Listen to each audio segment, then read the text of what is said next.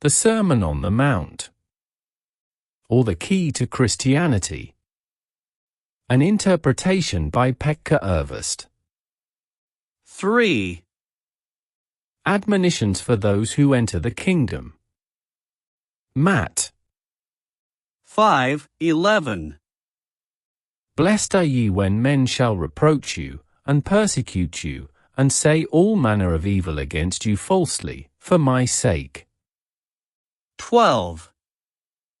Rejoice, and be exceeding glad, for great is your reward in heaven, for so persecuted they the prophets, those which were before you. 13.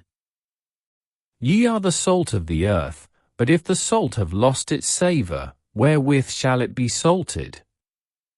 It is thenceforth good for nothing, but to be cast out and trodden under foot of men. 14.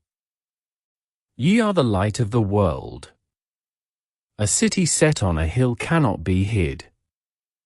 15.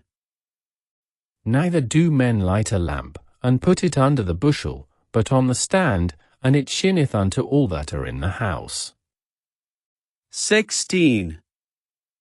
Even so let your light shine before men, that they may see your good works, and glorify your Father which is in heaven.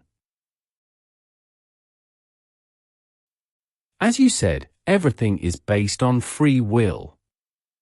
The life of spirit cannot be lived by anyone not wishing it. So much the more as spiritual life invariably is accompanied by sufferings and obstacles, difficulties and persecutions.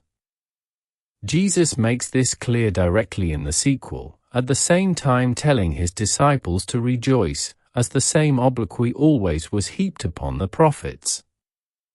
I am aware that you have added the word those in verse 12. Have you done so with a purpose? Yes. The Greek words, tous prophetas tous pro hymen mean, as far as I understand, that Jesus places his disciples on the same level with the prophets.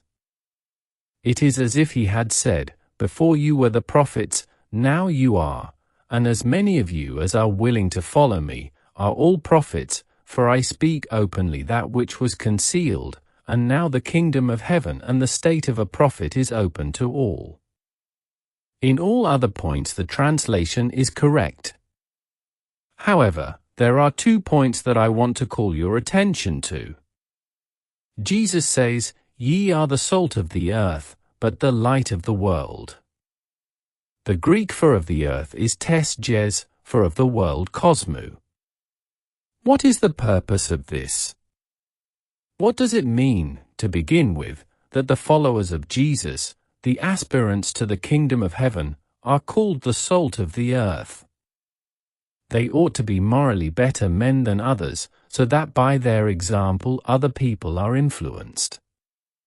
That is the usual interpretation, but the words of the gospel are not so vague, they have their distinct significance. I suppose you have heard of the Attic salt? If I am not mistaken, Attic salt means a subtle irony. Yes, and the word salt in the proverb is an instance of ready wit. You will remember that the Latin sal, salt, used in the gospel, the express meaning of intelligence, ready wit. Vos estis sal terrae means in English, you are the intelligence of the earth. The word to halos in the Greek text means only salt, but the plural form hales was used of witty and trenchant sayings. On the other hand, the verb meranthi, undoubtedly chosen purposely, is rather far-fetched to express that the salt loses its savour, for this word merantha means becomes insipid. Thus, if the salt has become insipid, wherewith shall it be salted anew? I was on the point of using this word in the text. The German translation has rightly, when das Soll's dumb word. However, Jesus undoubtedly had in mind a definite fact. You are the intelligence of the earth, he says, and the earth is of course this visible, physical world, in opposition to the world, cosmos, mundus, which embraces both the visible and invisible worlds, except the kingdom of heaven. In the outer, lower world, the disciples of Jesus represent the real reason and intellect. Like the salt, they ought to influence the other intelligences, their human brothers, in an enlightening, inspiring, revivifying way. Far from the followers of Jesus being simple, kind, but insipid or stupid, they are, on the contrary, the most reasonable and acutely intelligent amongst men. But their intelligence does not stultify or kill other people's intellect. It is no noisy fireworks. It animates, it cuts to the quick, it lends power and savor to the soul's nourishment. It is the uniting link between the higher and the lower self. It brings heaven on earth, light into darkness. And when it is said, "You are the light of the world," the fact is revealed that the whole being of the disciple, not only his intellect, but his entire spiritual knowledge and experience, shines, as well in the corporeal as in the psychic, invisible world, with a light that makes it possible for the denizens of the heavenly kingdom to know one another. This sounds mysterious. Yes, it is a dark saying, appareta.